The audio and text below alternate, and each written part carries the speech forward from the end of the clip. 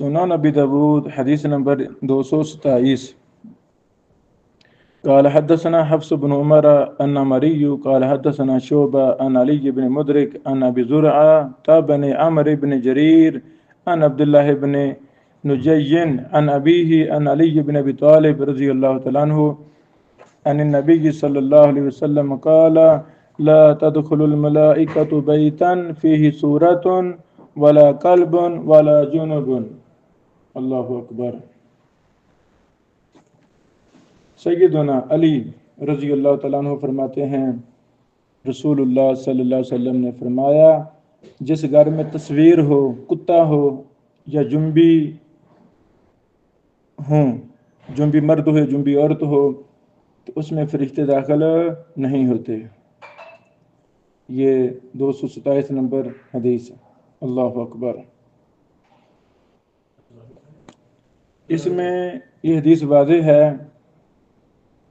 پہلی بات یہ حسن درجے کی ہے، یہ حدیث حسن درجے کی ہے. سنن نسائی میں بھی ہے 262 نمبر حدیث، ابن ماجہ میں بھی ہے 3650، صحیح ابن حبان میں بھی ہے، الاحسان 1202 نمبر حدیث. امام حاکم مصدرک حاکم میں بھی لائے ہیں، جلد 1 صفحہ 171. ابن حبان اور امام حاکم نے صحیح کہا ہے اس حدیث کو. اللہ اکبر. حدیث واضح ہے. تو گھر میں شکاری کتا گھر کی حفاظت کے لیے وہ مستثنا ہے، اور تصویر وغیرہ وہ گھر میں نہیں ہونی چاہیے، لٹکائی بھی نہیں ہونی چاہیے. اس طرح جنبی آدمی بھی نہیں رہنا چاہیے، جلدی سے جلدی غسل کرنا چاہیے. سنن ابی داود کی حدیث نمبر 227 پر ہماری بات چل رہی ہے.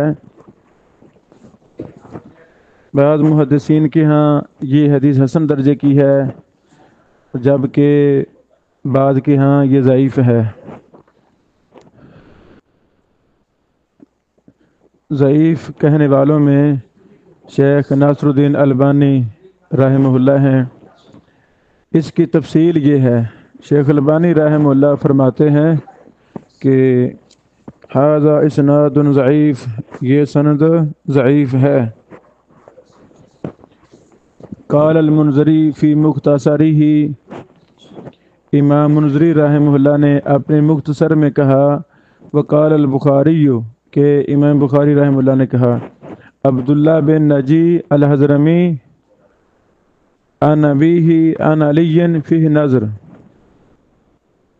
اسی طرح امام ابن عدی نے کہا، اور ان کو امام دارقطنی نے ضعیف کہا ہے، اور امام شافعی نے مجہول کہا ہے، امام نسائی نے ثقہ کہا، اور امام ابن حبان البستی نے الثقات میں ذکر کیا ہے.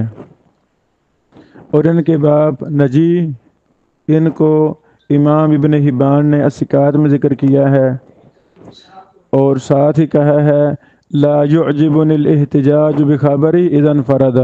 جب نجی راوی منفرد ہوتے ہیں تو ان کی حدیث سے حجت لینا مجھے کوئی اچھا نہیں لگتا. امام مجلی نے کہا تابعی ثقۃ، اور اس بات کا بھی اعتراف کیا ہے امام مجلی رحمہ اللہ نے کہ ان سے صرف ان کے بیٹے ہی روایت کرتے ہیں، بیٹے کے علاوہ کسی اور نے روایت نہیں کی. یہی وجہ ہے کہ امام ذہبی نے کہا میزان میں ولا یدری من ہوا، کوئی پتہ نہیں کہ یہ کون ہے. حافظ ابن حجر نے رحمہ اللہ نے تقریب التہذیب میں کہا مقبول ای لین الحدیث اذا تفرد. اللہ اکبر. امام نبوی رحمہ اللہ نے المجموع جلد 2 صفحہ 157 میں کہا اسنادہ جید، اس کی سند جید ہے. یہ وہ بحث ہے جس کو اردو میں نے پیش کیا ہے. شیخ البانی رحمہ اللہ کی یہ بحث ہے. شیخ البانی صاحب تبصرہ کرتے ہیں اسنادہ جید پر غیر جید، کہ اس کی سند کو امام نبوی کا اسنادہ جید کہنا یہ جید نہیں ہے، یعنی یہ ضعیف ہے. دوسری بات، اس سند میں جو راوی پہلی بار آ رہے ہیں وہ ہیں علی بن مدرک، علی بن مدرک، ابو مدرک النخعی الکوفی۔ ان کو امام ابن معین، امام نسائی، ابو حاتم نے ثقہ کہا ہے، اور امام ابن حبان نے الثقات میں ذکر کیا ہے۔ آپ 120 ہجری میں فوت ہوئے۔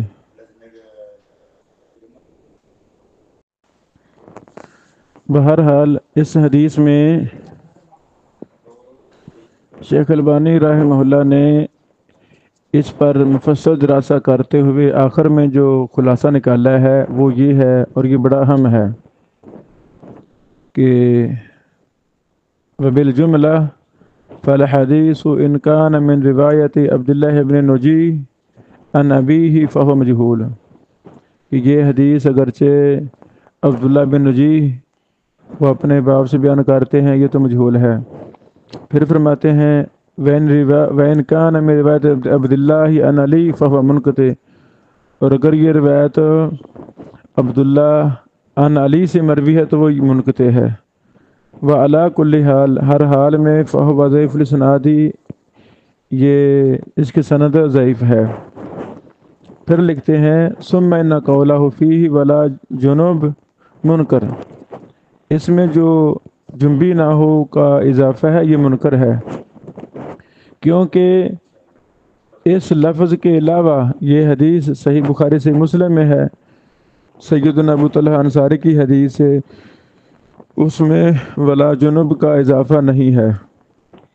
الحمدللہ یہ ساری مفصل بحث صحیح ابو داود، ضعیف ابو داود الام، جلد 1، صفحہ 176، 77، 78 اور 79 میں یہ بحث کی ہے شیخ البانی رحمہ اللہ نے ضعیف ابو داود الام کے اندر۔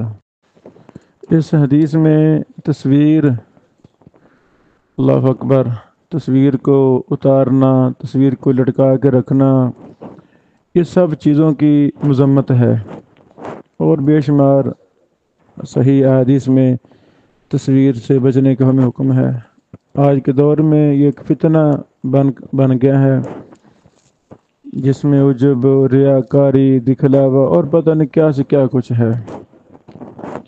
ایک ہم پہلے ہی عمل کے لحاظ سے بہت کمزور تھے، ایمان کے لحاظ سے بہت کمزور تھے، قرب قیامت تھی، تو باقی کسر تصویر نے نکال دی ہے۔